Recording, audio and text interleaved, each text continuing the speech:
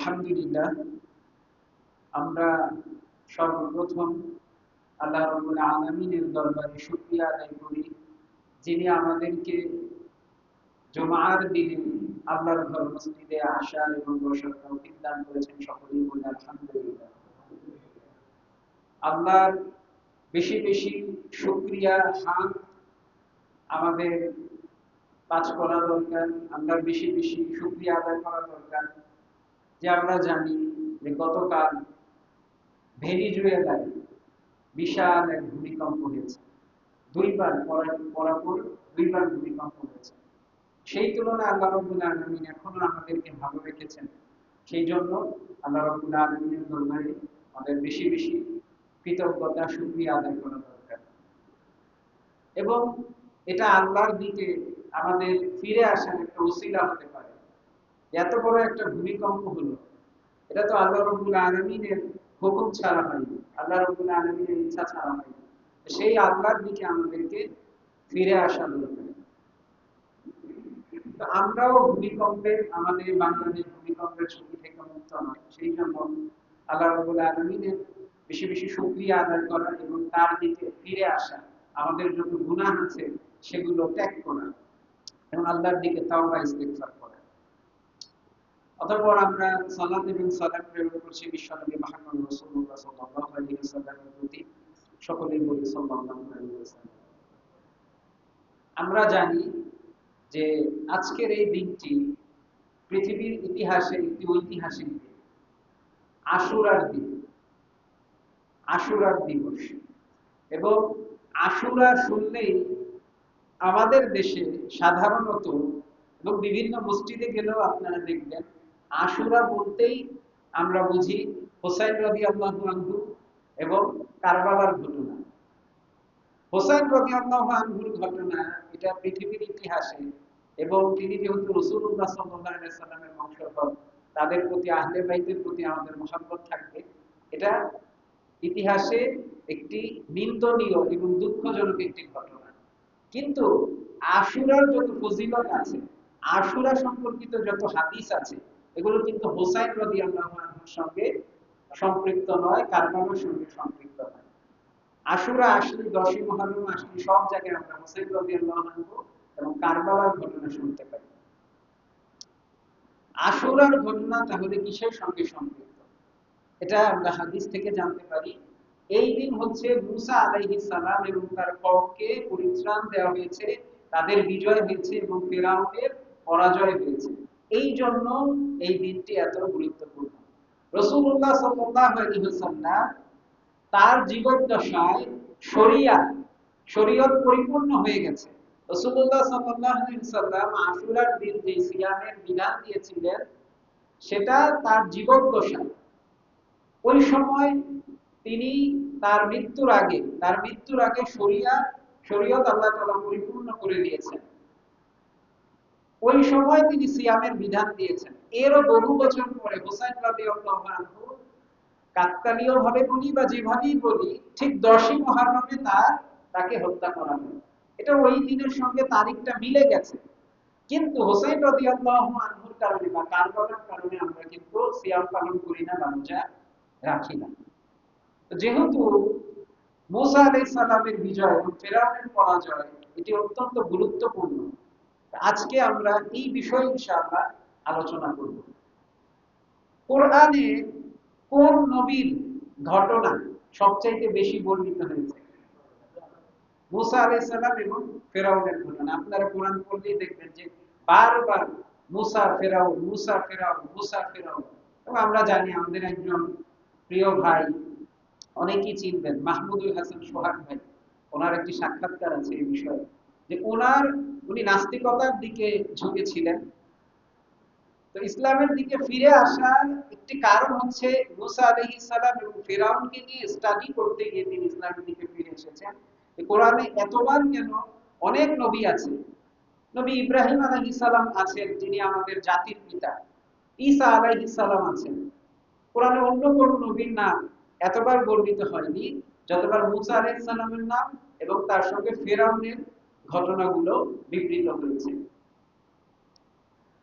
তো আজকে আমরা একটু ভিন্ন আঙ্গিকে আলোচনা করব। 10ই মুহররম শুনলে আমরা হোসেন রাদিয়াল্লাহু আনহু বা কারবালা বুঝে থাকি, এবং আমার ধারণা আপনারা জীবনে হয়তো অনেকবার বহুবার এই বিষয়টা আলোচনা শুনেছেন। আজকে না হয় একটু ভিন্ন আঙ্গিকে আমরা আলোচনা করলাম। তো মুসা আলাইহিস সালাম এবং ফেরাউনের ঘটনা কোরআনে যেহেতু বহুবার বর্ণিত হয়েছে, বিশাল লম্বা ফিরিস্তি, তো সেখানে এত বিশাল আলোচনা আমাদের এই ক্ষুদ্র সময়ে করার সুযোগ নেই। অনেক শিক্ষণীয় দিক আছে। মুসা আলাইহিস সালাম ফেরাউনের পতন ঘটান, সেই মুসা আলাইহিস সালামকে আল্লাহ তাআলা ফেরাউনের ঘরেই লালিত পালিত করেন। এবং ফেরাউন চেয়েছিল যে যত পুত্র সন্তান হবে তারা হয়তো বা আমার এই সিংহাসন দখল করতে পারে। তো সে 1 বছর যত পুত্র সন্তান হতো তার সেই রাজ্যে সবাইকে হত্যা করত এবং 1 বছর সে ছাড় দিত। তো মুসা আলাইহিস সালামকে আল্লাহ তাআলা এই ফেরাউনের ঘরে, তার শত্রু, পরস্পরের ভিতরে দূরত্ব ছিল, তো মুসা আলাইহিস সালামকে আল্লাহ তাআলা ফেরাউনের ঘরে লালিত পালিত করলেন। অনেক শিক্ষণীয় দিক আছে, কিন্তু আমি শুরু করব হচ্ছে, যেহেতু মুসা আলাইহিস সালামের বিজয় এবং ফেরাউনের পরাজয় নিয়ে আলোচনা করব, মুসা আলাইহিস সালামকে আল্লাহ তাআলা বেরিয়ে যাওয়ার, ফেরাউনের অঞ্চল থেকে, ফেরাউনের রাজত্ব থেকে চলে যাওয়ার, হিজরত করার আদেশ করলেন। এই জায়গা থেকে আলোচনা শুরু করি, মূল যে বিজয়ের সঙ্গে যতটুকু সম্পর্কিত। 1 নম্বরে যে পয়েন্টটা আমরা আলোচনা করব, যে আল্লাহ তাআলা মুসা আলাইহিস সালামকে আদেশ করলেন তার কওম বনী ইসরাইলকে নিয়ে বের হয়ে যাওয়ার জন্য রাতের বেলা। এই বিষয়ে আল্লাহ তাআলা বলছেন, ওয়াহাইনা ইলা মুসা আন আসরি বিইবাদি ইন্নাকুম মুত্তাবাউন, যে আমি মূসাকে ওহী করলাম, মূসার প্রতি প্রত্যাদেশ পাঠালাম যে তুমি আমার বান্দাদেরকে নিয়ে রাতের বেলায় বেরিয়ে যাও। ইন্নাকুম মুত্তাবাউন, নিশ্চয়ই তোমাদেরকে খোঁজা হচ্ছে, তোমাদের পিছু নেওয়া হচ্ছে, ফেরাউন তোমাদের পিছু নিবে। এই জন্য আল্লাহ তাআলা মুসা আলাইহিস সালামের প্রতি ওহী করলেন যে তুমি আমার বান্দাদেরকে নিয়ে রাতের বেলায় বেরিয়ে যাও। আমরা জানি ফেরাউন সে ডুবে মরেছিল অলৌকিকভাবে, আল্লাহ তাআলা অলৌকিক একটি ঘটনা। তো ফেরাউনকে আল্লাহ চাইলে এমনিও ধ্বংস করতে পারতেন। তো এই যে মুসা আলাইহিস সালামকে যে কষ্টটুকু করালেন যে তুমি তোমার কওমকে নিয়ে বেরিয়ে যাও, এই কষ্টটুকু, এটা আল্লাহ তাআলা অনেক সময় আমাদের থেকে চান। আমাদের কিছু কাজ করতে হবে, আমাদের সাধ্যে যতটুকু আছে ততটুকু যখন আমরা করব, তখন আল্লাহ তাআলার নুসরত, আল্লাহ তাআলার সাহায্য আমাদের দিকে আসবে। এবং আরো একটি আয়াতে আমরা দেখতে পাই, এই বিষয়ে একাধিক আয়াত রয়েছে। অন্য আয়াতে আল্লাহ তাআলা বলছেন যে ফাসরি বিইবাদি লাইলান ইন্নাকুম মুত্তাবাউন, একই ধরনের কথা, যে তুমি আমার বান্দাদেরকে নিয়ে রাতের একটি অংশে বেরিয়ে যাও, তোমাদেরকে খোঁজা হচ্ছে, তোমাদের পিছু নেওয়া হচ্ছে। তো রাতের বেলায় কেন বের হতে বললেন আল্লাহ তাআলা? একটি হাদিস আছে এই বিষয়ে, যে রাতের বেলায় জমিনকে গুটিয়ে নেওয়া হয়, রাতের বেলা সফর করলে বরকত হয়, রাতের বেলা জমিনকে গুটিয়ে নেওয়া হয়, রাতের বেলা সফর করলে সেটা সহজ হয়ে যায়। এজন্য আমরা দেখতে পাই নবী সাল্লাল্লাহু আলাইহি ওয়াসাল্লাম, তারও একটি কৌশল ছিল। তিনি যখন হিজরত করেছিলেন আল্লাহ তাআলার হুকুমে, তিনিও রাতের বেলায় হিজরত করেছিলেন। নবী ইউসা আলাইহিস সালাম, তিনি যখন বাইতুল মাকদিস এবং ফিলিস্তিন বিজয় করলেন, তিনি ছিলেন ফিলিস্তিনের প্রথম বিজেতা। এবং নবী ঈসা আলাইহিস সালামের বিজয়ের সঙ্গে, তিনি যে ফিলিস্তিন এবং বাইতুল মাকদিস বিজয় করেন, এটার সঙ্গে মুসা আলাইহিস সালামের বিজয় এবং ফেরাউনের পরাজয়ের একটি ধারাবাহিকতা রয়েছে। মুসা আলাইহিস সালাম তার কওমকে নিয়ে যখন সমুদ্র পার হয়ে চলে গেলেন ওপারে, অনেক লম্বা ঘটনা, এরপরে বহু সময় কেটে গেছে, মুসা আলাইহিস সালামের ইন্তেকাল হলো, তার ভাই হারুন আলাইহিস সালামের ইন্তেকাল হলো, সেখানে আরেকজন নবী ছিলেন নবী ঈসা আলাইহিস সালাম। তিনি তখন সেই বনী ইসরাইলকে নিয়ে বাইতুল মাকদিস বিজয় করেন, ফিলিস্তিন বিজয় করেন। তিনিও সফর করেছিলেন রাতের বেলা। এই বিষয়ে আল্লাহ রাসূল সাল্লাল্লাহু আলাইহি সাল্লামের হাদিস, যে মা হুবিসাতিশ শামসু আলা বাশারিন, যে কখনোই সূর্যকে কোনো মানুষের জন্য, কোনো ব্যক্তির জন্য আটকে রাখা হয়, সূর্যকে কোনো ব্যক্তির জন্য, কোনো মানুষের জন্য আটকে রাখা হয়নি, ইল্লা আলা ইউশা ইবনে নূন, শুধুমাত্র ইউশা ইবনে নূন আলাইহিস সালাম তার ঘটনাটি ব্যতিক্রম। তার জন্য শুধুমাত্র সূর্যকে আল্লাহ তাআলা আটকে রেখেছিলেন লায়ালি আসার ইলা বাইতুল মাকদিস, যে তিনি রাতের বেলা বাইতুল মাকদিসের দিকে সফর করেছিলেন।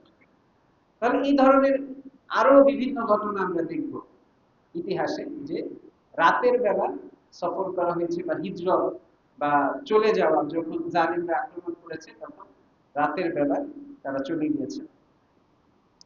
এরপর 2 নম্বর যে পয়েন্টটি আলোচনা করব, যে মুসা আলাইহিস সালাম আল্লাহ তাআলার হুকুম পালনার্থে তিনি রাতের বেলা বের হয়ে গেলেন। এই খবর ফেরাউনের কানে চলে গেল। ফেরাউন তখন সে নির্দেশ দিল, ফারসালা ফিরআউনু ফিল মাদাইনি হাশিরিন। কোরআনে এসেছে যে ফেরাউন শহরে শহরে, তার যে রাজ্যের মধ্যে বিভিন্ন শহর ছিল, এই সকল জায়গায় কালেক্টর, সংগ্রাহক পাঠালেন, যে লোকদেরকে ধরে নিয়ে আসবে। রাতের মধ্যেই, যেহেতু মুসা আলাইহিস সালাম চলে গেছেন রাতের বেলায়, সে এইখানে ক্ষুব্ধ হয়ে সে রাতের বেলায় অ্যাকশন নিল। এবং এরপর সে একটি ভাষণ দিল। মানুষ যখন চলে আসলো, তার সৈন্য দলবল চলে আসলো, তখন সে ভাষণ দিল, ইন্নাহা উলাইকা শিরদিমাতুন কলিলুন, নিশ্চয় এরা হচ্ছে, এই বনী ইসরাইল মুসার যে অনুসারী, মুসার কওম, এরা হচ্ছে অল্প কতক লোক, এরা হচ্ছে অল্প কয়েকজন। ফেরাউন এটা অহংকার বশত বলল। কিন্তু আমরা দেখি যে আল্লাহ তাআলা সূরা বাকারার 249 নম্বর আয়াতে তিনি বলছেন, কাম মিন ফিয়াতিন কলিলাতিন গলাবাত ফিয়াতান কাসীরাতান বিইذনিল্লাহ, যে কত ক্ষুদ্র দল রয়েছে, কত ছোট ছোট দল রয়েছে, যারা বড় দলের উপর বিজয় লাভ করেছে বিইذনিল্লাহ, আল্লাহর অনুমতিক্রমে। আল্লাহু মা'আস সাবিরিন, আল্লাহ ধৈর্যশীলদের সাথে আছেন। আমরা সূরাতুশ শুআরার 53 থেকে 56 নম্বর আয়াত আলোচনা করছিলাম। সেখানে ফেরাউন বলল যে তারা হচ্ছে অল্প কতক লোক। এরপরে এসেছে কোরআনে ইন্নাহুম লানা লাগাইদুন, যে তারা হচ্ছে নিশ্চয়ই, তারা হচ্ছে আমাদের জন্য লাগাইদুন, যে তারা আমাদের প্রতি ক্ষুব্ধ, তারা আমাদের প্রতি বিক্ষুব্ধ। ইন্না লাজামিউন হাদিরুন, যে নিশ্চয়ই আমরা হচ্ছি খুবই সতর্ক। আমাদের এমন একটি দল আছে, সেটা হচ্ছে সতর্ক, সেই দলের মাধ্যমে আমরা মূসাকে পাকড়াও করব। এগুলো ফেরাউন অহংকার করে বলল। 3 নম্বরে যে পয়েন্টটা আলোচনা করব, এরপর মূসা আলাইহিস সালাম সমুদ্রের তীরে পৌঁছে গেলেন, ফেরাউন তার পিছু নিল। এই বিষয়ে কোরআনে এসেছে ফাআতবাউহুম মুশরিকিন, যে ফেরাউন তো রাতের বেলা তার সৈন্য সমাবেশ করলো। এরপরে ফাআতবাউহুম মুশরিকিন, যে সূর্য উদয়ের প্রাক্কালেই সে মূসা আলাইহিস সালাম এবং তার কওমের পিছু নিল। সূর্য ওঠার সময়ই সে তার যাত্রা শুরু করে দিল। ফালাম্মা তারা আল জামাআনি, যখন দুটি দল, মূসা আলাইহিস সালাম এবং তার কওম, এবং ফেরাউন ও তার দলবল, দুটি দল যখন পরস্পর পরস্পরকে দেখলো, ক্বালা আসহাবু মূসা, তখন মূসা আলাইহিস সালামের সাথী যারা ছিলেন তারা বললেন, ইন্না লামুদরাকুন, আমরা তো ধরা পড়ে গেলাম।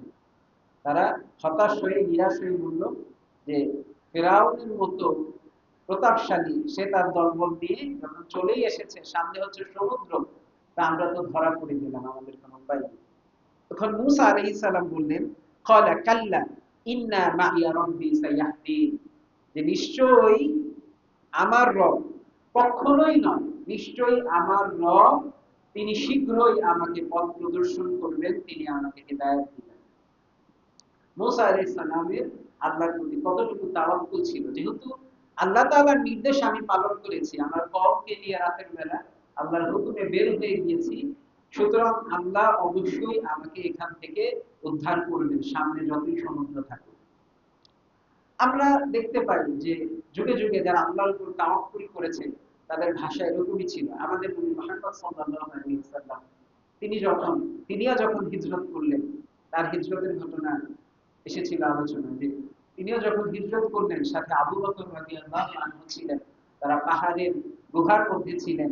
তখন কুরাইশদের কাফেরেরা তারা যখন পাহাড়ে উঠে গেল, আবু বকর রাদিয়াল্লাহু আনহু একটু ঘাবড়ে গেলেন, ভয় পেলেন। তখন রাসূলুল্লাহ সাল্লাল্লাহু আলাইহি ওয়াসাল্লাম তাকে সান্ত্বনা দিয়ে বললেন, লা তাহজান ইন্নাল্লাহা মা'ানা, যে হতাশ হইও না, নিশ্চয়ই আল্লাহ আমাদের সাথে আছেন। আল্লাহ আমাদের সাথে আছেন, এটা অনেক বড় একটা কথা, এটা অনেক বড় একটা পাওয়া, অনেক বড় একটি শক্তি। যিনি হচ্ছেন আসমান জমিনের মালিক, তিনি আমাদের সাথে আছেন। এরপর 4 নম্বর যে পয়েন্টটি আলোচনা করব সেটি হচ্ছে সমুদ্র বিদীর্ণ হয়ে যাওয়া। এই বিষয়ে কোরআনে এসেছে, আওহাইনা ইলা মূসা, যে আমরা মূসাকে ওহী করলাম, প্রত্যাদেশ করলাম, আনে দরিব বিআসাকাল বাহর, আনে দরিব বিআসাকাল বাহর, যে তুমি তোমার লাঠিটি দিয়ে সমুদ্রের মধ্যে আঘাত করো, লাঠিটি দিয়ে সমুদ্রের মধ্যে মারো। ফাকানা কুল্লু ফিরকিন, তখন ফানফালাকা ফাকানা কুল্লু ফিরকিন, তখন কি হবে, সমুদ্র ফেটে গিয়ে আলাদা আলাদা ভাবে কাত্তাউদিল আযীম, যে পাহাড়ের মতো, পর্বতের মতো এই সমুদ্রের যে ফেনা, সমুদ্রের যে পানি, এগুলো আলাদা আলাদা হয়ে পাহাড়ের মতো দুই পাশে দাঁড়িয়ে থাকে। মূসা আলাইহিস সালাম আঘাত করবেন সমুদ্রে, এবং এর ফলে সমুদ্র দুই ভাগ হয়ে দুই পাশে পাহাড়ের মতো উঁচু হয়ে দাঁড়িয়ে থাকবে, মাঝখান দিয়ে রাস্তা হয়ে যাবে, শুষ্ক রাস্তা হয়ে যাবে। ওয়া আযলাফনা সাম্মাল আখিরিন, এরপর আল্লাহ তাআলা বলছেন যে এরপর আমরা আরেকটি দলকে, অর্থাৎ ফেরাউনের যে দলবল ছিল তাদেরকে আমরা সমুদ্রের কাছে নিয়ে আসলাম। ওয়া আনজাইনা মূসা ওয়া মান মা'আহু আজমাইন, এবং আমরা মূসাকে এবং তার সাথে যারা ছিল সকলকে নাজাত দিলাম, পরিত্রাণ দিলাম। সুম্মা আগরাকনাল আখিরিন, এবং এরপর আরেকটি দল, অর্থাৎ ফিরআউনের যে দলটি ছিল তাদেরকে আমরা ডুবিয়ে মারলাম। সূরা আশ-শুআরা 63 থেকে 66 নম্বর আয়াত। সূরা তাহা 77 নম্বর আয়াতে আল্লাহ তাআলা বলছেন, ফাদরিব লাহুম তরিকান ফিল বাহরি ইয়াবাসা, যে মূসা আলাইহিস সালামকে আল্লাহ তাআলা আদেশ করছেন যে তুমি তোমার কওমের জন্য, তাদের জন্য সমুদ্রের মধ্যে আঘাত করো, যাতে করে শুষ্ক শূন্য একটি পথ হয়ে যায়, এখান দিয়ে তোমরা যেতে পারবে, তোমাদের যাওয়ার জন্য শুকনো পথ তৈরি হয়ে যাবে, সেই জন্য তুমি সমুদ্রের মধ্যে আঘাত করো। একটি পয়েন্ট বলছিলাম যে আল্লাহ তাআলা যে মূসা আলাইহিস সালাম এবং তার কওমকে রাতের বেলা বের হয়ে যাওয়ার জন্য নির্দেশ দিলেন, এবং এরপর আমরা আরো দেখতে পাচ্ছি যে মূসা আলাইহিস সালামকে আল্লাহ তাআলা বললেন যে তুমি সমুদ্রে আঘাত করো তোমার লাঠি দিয়ে। আল্লাহ তাআলা তো চাইলে ফিরআউনকে এমনি এমনি ধ্বংস করতে পারতেন, সে তার সিংহাসনে ছিল, এমনিও চাইলে নানাভাবে তাকে মৃত্যুর মুখে ঠেলে দিতে পারতেন, তাকে ধ্বংস করতে পারতেন। কিন্তু মূসা আলাইহিস সালাম এবং তার কওমকে আল্লাহ তাআলা একটু কষ্ট করালেন, তারা চলে গেল রাজত্ব ছেড়ে, সমুদ্রের কাছে গেল, কষ্ট করে সমুদ্র হেঁটে তাদেরকে পার হতে হলো, এই কষ্টগুলো তারা করলো। এখানে আমাদের জন্য শিক্ষণীয় দিক রয়েছে।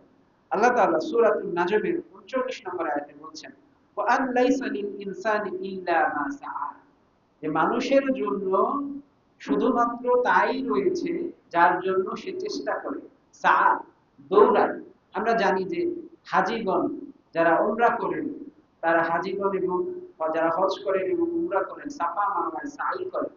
সাই মানে হচ্ছে দৌড়ানো, প্রচেষ্টা করা। তো যেই ব্যক্তি দৌড়ায়, প্রচেষ্টা করে, তার জন্যই রয়েছে কিছু যা সে চেষ্টা করে, যদি চেষ্টা না করে তাহলে তার জন্য কিছু না। অনেকটা হাদিসে আনাস ইবনে মালিক রাদিয়াল্লাহু আনহু তিনি বলছেন যে একজন ব্যক্তি, ক্বালা রাজুলুন, একজন ব্যক্তি বলল, ইয়া রাসূলুল্লাহ, হে আল্লাহর রাসূল, আথিলুহা ওয়া আতাওয়াক্কালু, তার একটি উট ছিল, তিনি বললেন যে আমি কি আমার উটটিকে বেঁধে আল্লাহর উপর ভরসা করব, তাওয়াক্কুল করব, আও উতলিকহা, আও উতলিকহা ওয়া আতাওয়াক্কালু, যে নাকি তাকে ছেড়ে দিব এরপর আল্লাহর উপর ভরসা করব। রাসূলুল্লাহ সাল্লাল্লাহু আলাইহি ওয়াসাল্লাম বললেন, ইকিলহা ওয়া তাওয়াক্কাল, যে তুমি তোমার উটটিকে বেঁধে ফেলো এবং এরপর আল্লাহর উপর তাওয়াক্কুল করো, ভরসা করো।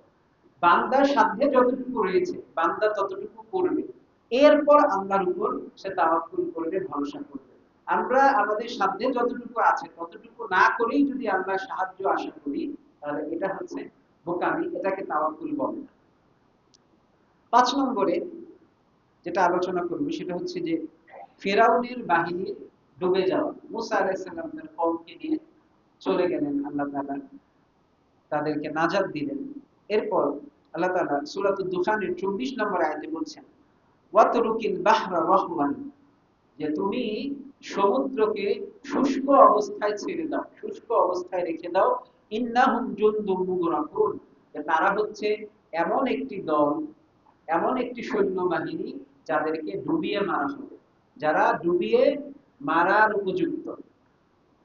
এই কথা আল্লাহ রাব্বুল আলামিন কেন বললেন মুসা আলাইহিস সালাম? মুসা আলাইহিস সালাম চেয়েছিলেন যে আমি যেহেতু ফেরাউনের রাজত্ব পার হয়ে, সমুদ্র পার হয়ে আমি এপারে চলে এসেছি, এখন সমুদ্র তার আগের অবস্থানে ফিরে যাক, আমি লাঠি দিয়ে আবার আঘাত মারি এবং সমুদ্র তার আগের অবস্থানে ফিরে যায়। কিন্তু আল্লাহ তাআলার পরিকল্পনা ভিন্ন ছিল। আল্লাহ তাআলা চাচ্ছিলেন ফেরাউন এবং তার দলবলকে ধোঁকা দেওয়ার জন্য। আল্লাহ চাচ্ছিলেন যে ফেরাউন এখান দিয়ে রাস্তা আছে, মুসা যেহেতু চলে গেছে আমিও এখান দিয়ে পার হয়ে চলে যাব। তো আল্লাহ তাআলা মুসা আলাইহিস সালামকে বললেন যে এভাবেই রেখে দাও, ফেরাউন এভাবে এখানে রাস্তা আছে মনে করে সে আসবে এবং ডুবে মারা যাবে।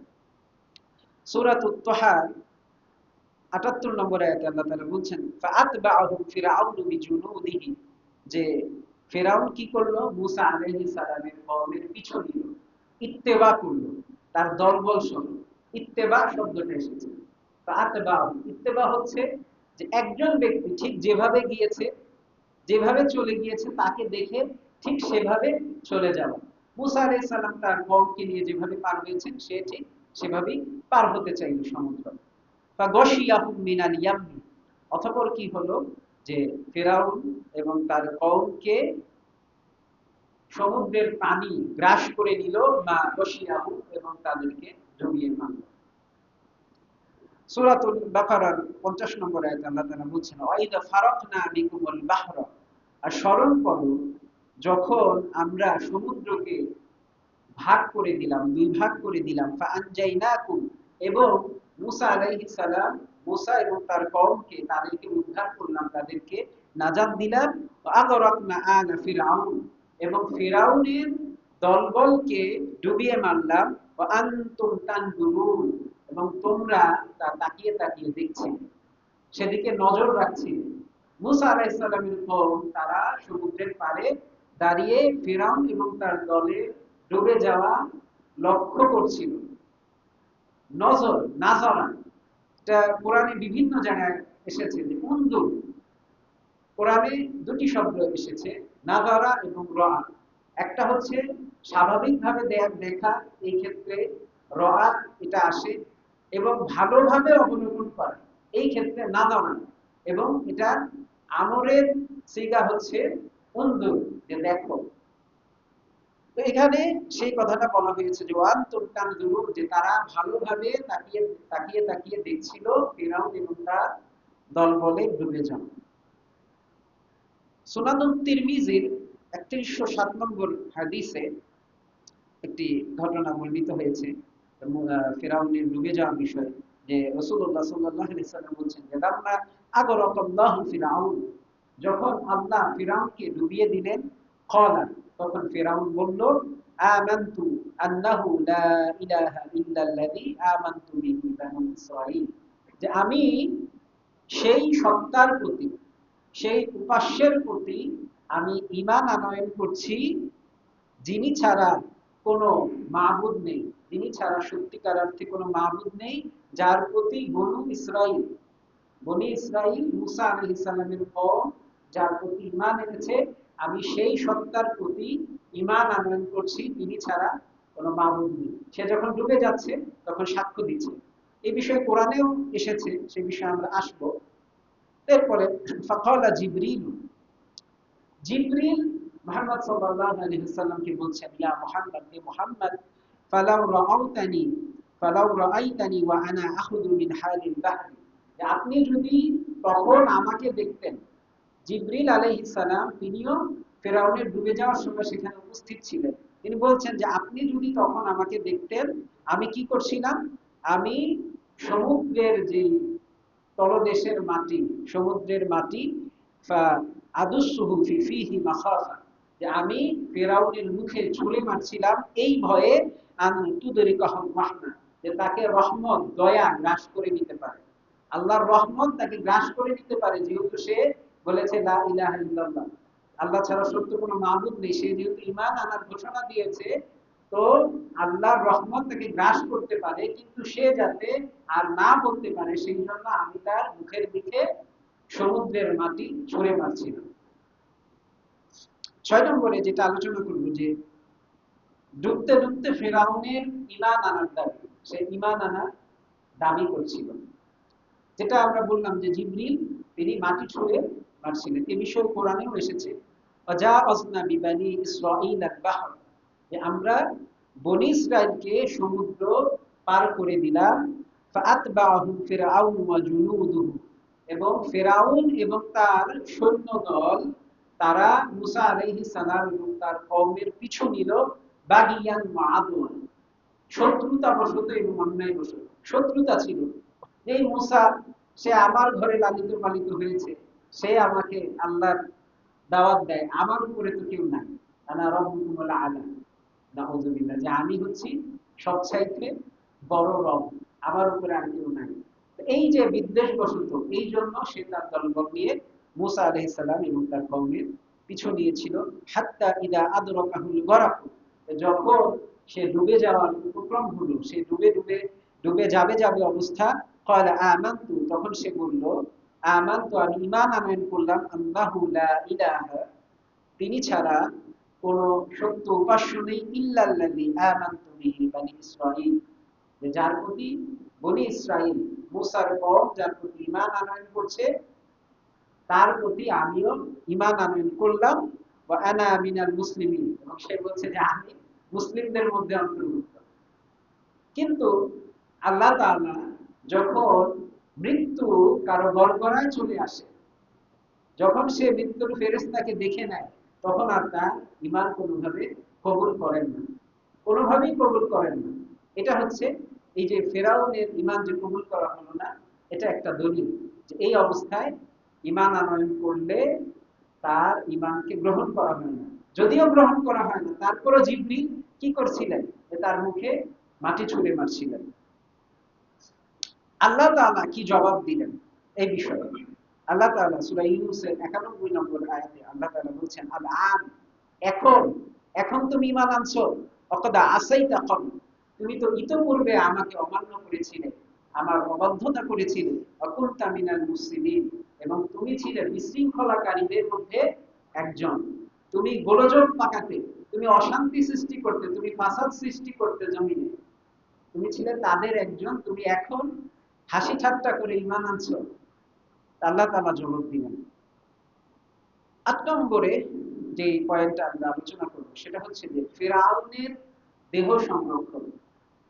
আল্লাহ তাআলা এই বিষয়ে সূরা ইউনূসের ৯২ নম্বর আয়াতে তিনি বলছেন, ফালিয়াউমা নুনাজ্জিকা বিবাদানিকা, আজকের এই দিনে আমরা তোমার এই শরীরকে রক্ষা করব, তোমার এই শরীরকে রক্ষা করব, বাঁচিয়ে রাখবো, লিতাকুনা লিমান খালফাকা আয়া, যাতে করে তোমার পরবর্তীতে যারা আসবে, তোমার পিছনে যারা আছে তাদের জন্য এটা একটা নিদর্শন হতে পারে, তোমার শরীর, তুমি সমুদ্রের মধ্যে ডুবে গিয়েছো, এরপর তোমার শরীরকে আল্লাহ তাআলা রক্ষা করে রেখেছেন, এটাকে সংরক্ষণ করে রেখেছেন, এটা যাতে পরবর্তীদের জন্য একটা নিদর্শন হতে পারে।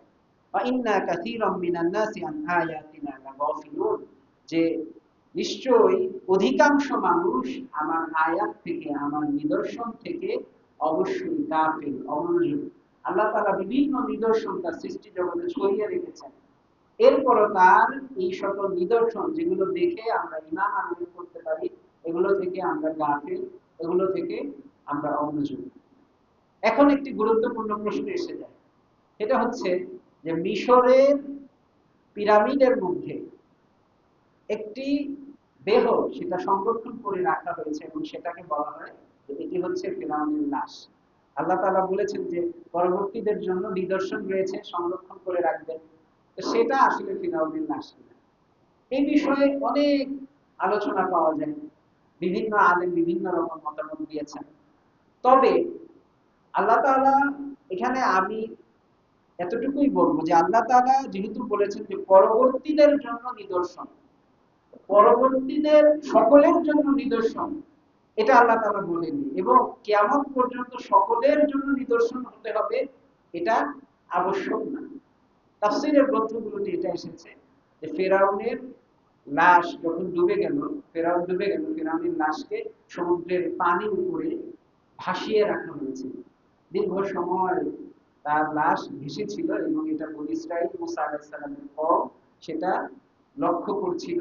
সেখানে তাদের জন্য নিদর্শন ছিল, এত বড় প্রতাপশালী বাদশাহ সে সমুদ্রে ডুবে মারা গিয়েছে, এটা তাদের জন্য নিদর্শন ছিল। তারাও কিন্তু পরবর্তী, ফেরাউন ডুবে গেল, তার মারা যাওয়ার পরে যারা ছিল তারা তাকে দেখে এখান থেকে ঈমান আনার একটা ওসিলা, নিদর্শন, এটা তাদের জন্য কিন্তু কার্যকরী হলো। তো এটা আবশ্যকীয় নয় যে এখন যে লাশটি রয়েছে এটা ফেরাউনের লাশ হতে হবে, এবং এই বিষয়ে সুস্পষ্ট কোরআন এবং হাদিসে কিছু বর্ণিত হয়নি। এই জন্য আমরা চূড়ান্ত ভাবে এটা বলতে পারবো না এটা হচ্ছে ফেরাউনের লাশ। এখানে আরেকটা বিষয় চলে আসে যে আমাদের মধ্যে একটা ভুল ধারণা আছে যে ফেরাউন নীল নদে ডুবে মারা গিয়েছে, এটা আপনারা হয়তো অনেকেই শুনে থাকবেন। তো নীল নদকে হাদিসে বলা হয়েছে চারটি নদী, সাইহান, জাইহান, নীল এবং ফোরাত। এগুলো হচ্ছে জান্নাতের নদী, এগুলোকে জান্নাতের নদী বলা হয়েছে। তো ফেরাউনের মতো জালেম, ফেরাউনের মতো তাগুত, হ্যাঁ, সেই ব্যক্তিকে আল্লাহ তাআলা জান্নাতের নদী নীল নদ, সেই নদীতে ডুবিয়ে মারবেন। এবং এটা বাহ্যত এটা আপনাদের মানে মানুষের ব্রেনও ধরবে না। নীল নদ হচ্ছে খুবই ক্ষুদ্র একটা, যদিও এটাকে নদী বলা হয় কিন্তু এটার সাইজ, এটার আকার হচ্ছে একটা খালের মতো, আমরা খাল বলি না, তা এক পাশ থেকে আরেক পাশ খুব বেশি দীর্ঘ নয়। তো এতটুকু আকার যে নীল নদের, এটা যে কেউ সাঁতরিয়ে পার হয়ে যেতে পারবে, এটা খুব কঠিন কিছু না। কিন্তু সমুদ্রে কেউ যদি ডুবে যায়, সমুদ্রে যদি জাহাজ ডুবি হয়, সেখান থেকে বেঁচে ফেরার আর কোনো সম্ভাবনা থাকে না। নীল নদে ফেরাউন ডুবে মারা গিয়েছে, এটা একটি আমাদের একটি ভুল ধারণা, মিসকনসেপশন। 9 নম্বরে যে বিষয়টি আলোচনা করব এবং আজকে সঙ্গে প্রাসঙ্গিক, আমরা অনেকেই আজকে সাওম পালন করছি, রোজা রাখছি। তো মুসা আলাইহিস সালামকে আল্লাহ তাআলা এই দিনে পরিত্রাণ দিয়েছেন এবং ফেরাউন এবং তার দলবলকে এই দিনে আল্লাহ তাআলা ডুবিয়ে মেরেছেন। তো এই বিষয়ে আল্লাহ রাসূল সাল্লাল্লাহু আলাইহি ওয়াসাল্লামের হাদিস, قدم النبي صلى الله عليه وسلم المدينة, নবী সাল্লাল্লাহু আলাইহি ওয়াসাল্লাম তিনি মদিনায় আগমন করলেন। ফারাআল ইয়াহুদা, তিনি ইহুদিদেরকে দেখলেন, তাসুম ইয়াউমা আশুরা, যে তারা আশুরার দিন রোজা রাখে, সাওম পালন করে। ফাকালা মা হাদা, তখন রাসূলুল্লাহ সাল্লাল্লাহু আলাইহি ওয়াসাল্লাম বললেন এটি কি? তখন তারা বলল, ক্বালু হাদা ইয়াউমুন সালিহুন, এটি হচ্ছে একটি ভালো দিন। ইয়াউমুন হাদা ইয়াউমুন নাজ্জাল্লাহু বানি ইসরাঈল, এটি হচ্ছে এমন একটি দিন যেই দিনে আল্লাহ বনি ইসরাইলকে নাজাত দিয়েছেন, মুসা আলাইহিস সালামের কওমকে নাজাত দিয়েছেন, মিন আদুবিহিম, তাদের শত্রুদের কাছ থেকে। ফাসামাহু মুসা, তখন মুসা আলাইহিস সালাম এরপর রোজা রাখা শুরু করলেন। মুসা আলাইহিস সালাম এই ঘটনার কৃতজ্ঞতা আদায়ে, শুকরিয়া করার জন্য সিয়াম রাখা শুরু করলেন। ক্বালা, তখন রাসূলুল্লাহ সাল্লাল্লাহু আলাইহি ওয়াসাল্লাম বললেন, ফাআনা আহাক্কু বিমূসা মিনকুম, যে আমি মূসার অনুসরণের ক্ষেত্রে তোমাদের থেকে বেশি হকদার, বেশি অগ্রগামী। তোমরা মূসাকে অনুসরণ করবে, সেদিক থেকে মূসা আলাইহিস সালামকে মানার ক্ষেত্রে আমি বেশি অগ্রগামী, বেশি হকদার। কারণ তারা তো মূসা আলাইহিস সালামকে সঠিকভাবে পালন করতো না। কারণ প্রত্যেক নবী তারা বলে গিয়েছিলেন, মূসা আলাইহিস সালাম, ঈসা আলাইহিস সালাম, তারা বলে গিয়েছিলেন মুহাম্মদ সাল্লাল্লাহু আলাইহি ওয়াসাল্লামকে শেষ নবী হিসেবে মেনে নেওয়ার জন্য। তারা তো মানতো না, তাহলে তারা তো মূসা আলাইহিস সালামের প্রকৃত অনুসারী নয়। এবং মুহাম্মদ সাল্লাল্লাহু আলাইহি ওয়াসাল্লাম এই জন্য বললেন যে, এবং আরো একটা হিকমত, তিনিও নবী, মুসা আলাইহিস সালাম নবী, এজন্য তিনি বললেন যে আমি মুসা আলাইহিস সালামকে অনুসরণ করার দিক দিয়ে তোমাদের চাইতে বেশি হকদার। ফাসামাহু, এবং রাসূলুল্লাহ সাল্লাল্লাহু আলাইহি ওয়াসাল্লাম তিনিও তখন রোজা রাখলেন, বা আমারা বিসিয়ামিহি, এবং তিনি তার সাহাবীদেরকেও রোজা রাখার নির্দেশ দিলেন। তাহলে এই যে আশুরার রোজা, 10ই মুহররমের রোজা, এটার সম্পর্ক হচ্ছে মুসা আলাইহিস সালামের বিজয়, মুসা আলাইহিস সালামের নাজাত পাওয়া, মুক্তি পাওয়া, এবং ফেরাউনের পতন, ফেরাউনের পরাজয়ের সঙ্গে সম্পৃক্ত। এটার সঙ্গে হোসাইন রাদিয়াল্লাহু আনহু বা কারবালার ঘটনার কোনো সম্পৃক্ততা নেই। এবং শুকরিয়া স্বরূপ যে আল্লাহ রাসূল সাল্লাল্লাহু আলাইহি ওয়াসাল্লাম আমাদেরকে সিয়াম পালন করার শিক্ষা দিলেন, মুসা আলাইহিস সালাম এই সিয়াম পালন করতেন। আল্লাহ তাআলা কোরআনে বলছেন, লা ইন শাকারতুম লা আযীদান্নাকুম, যে যদি তোমরা শুকরিয়া আদায় করো তাহলে আমি অবশ্যই অবশ্যই বাড়িয়ে দেব। আমরা যদি মুসা আলাইহিস সালামের এই বিজয় এবং ফেরাউনের পতন ঘটেছিল এখান থেকে শিক্ষা নিই, এবং অনেকে রোজা রাখেন কিন্তু কেন রোজা রাখছেন সেটা জানেন না। আপনি একজনকে গিফট করেছেন, উপহার দিয়েছেন, কিন্তু কেন দিয়েছেন আপনি জানেন না। তাকে আপনি খুশি করার জন্য দিয়েছেন, এটা যদি আপনি জানেন তাহলে আপনি এটার মাহাত্ম্য উপলব্ধি করতে পারবেন। এটা যে মুসা আলাইহিস সালামের বিজয়ের জন্য আপনি রেখেছেন এই রোজাটা, এটা যখন আপনি বুঝে আল্লাহর কৃতজ্ঞতা আদায়ের জন্য আপনি এই সিয়াম পালন করবেন, তখন আল্লাহ তাআলা আমাদের, আল্লাহ তাআলার পক্ষ থেকে নুসরাত এবং বিজয় অবশ্যই তিনি আমাদেরকে বাড়িয়ে দিবেন। আমরা জানি যে পৃথিবীর বিভিন্ন অঞ্চলে মুসলিমরা আজকে লাঞ্ছিত, পরাজিত। আমরা যদি মুসা আলাইহিস সালামের ঘটনা এবং ফেরাউনের এই ঘটনা থেকে শিক্ষা নিই, একটি প্রবাদ আছে যে লিকুল্লি ফিরআউনিন মুসা, যে প্রত্যেক ফেরাউনের জন্য একজন মুসা রয়েছে। প্রত্যেক জালেমের পতন ঘটানোর জন্য আল্লাহ তাআলা কাউকে না কাউকে রেখেছেন। প্রত্যেক জালেম, পৃথিবীতে বহু জালেম এসেছে যাদের পতন ঘটেছে। আমাদের দেশ সহ আপনারা পৃথিবীর বিভিন্ন দেশে হিসাব নিকাশ নিয়ে দেখেন, কোন জালেম কিন্তু চিরস্থায়ীভাবে থাকতে পারেনি। যতই অহংকার করুক, তার সিংহাসন, তার রাজত্ব নিয়ে সে যতই বড়াই করুক, সে কিন্তু স্থায়ীভাবে টিকতে পারেনি। এবং আরেকটা বিষয় সেটা হচ্ছে যে আশুরার রোজা, আজকে হচ্ছে 10ই মুহররম, এর আগে আল্লাহ রাসূল সাল্লাল্লাহু আলাইহি ওয়াসাল্লাম তিনি তো প্রথমে রোজা রাখলেন, এরপরে তিনি বললেন একটি হাদিসে যে পরবর্তী বছর যদি আমি বেঁচে থাকি তাহলে 9ই মুহররমও আমি রোজা রাখবো। এটা কেন রাখবো? ইহুদিদের উল্টোটা করার জন্য, ইহুদিদের বিপরীত কাজটা করার জন্য। ইহুদিরা 10ই মুহররম শুধু রোজা রাখে, তাদের বিপরীত আমাকে করতে হবে। সাহাবায়ে কিরামকে এই শিক্ষাটা দিন। তাহলে ইবাদতের মধ্যেও স্বকীয়তা থাকতে হবে। ইবাদতও কিন্তু আপনি ইহুদি, খ্রিস্টান, মুশরিকদের মতো করে করতে পারবেন না। অনেকটি হাদিসে আছে রাসূলুল্লাহ সাল্লাল্লাহু আলাইহি ওয়াসাল্লাম বলেছেন যে তোমরা মুশরিকদের বিরোধিতা করো, তোমরা দাড়ি লম্বা করো এবং গোঁস খাটো করো। বিভিন্ন ইবাদতের ক্ষেত্রে আল্লাহ রাসূল সাল্লাল্লাহু আলাইহি ওয়াসাল্লাম আমাদেরকে শিক্ষা দিয়েছেন যে ইহুদি, খ্রিস্টান, মুশরিকদের বিরোধিতা করার জন্য।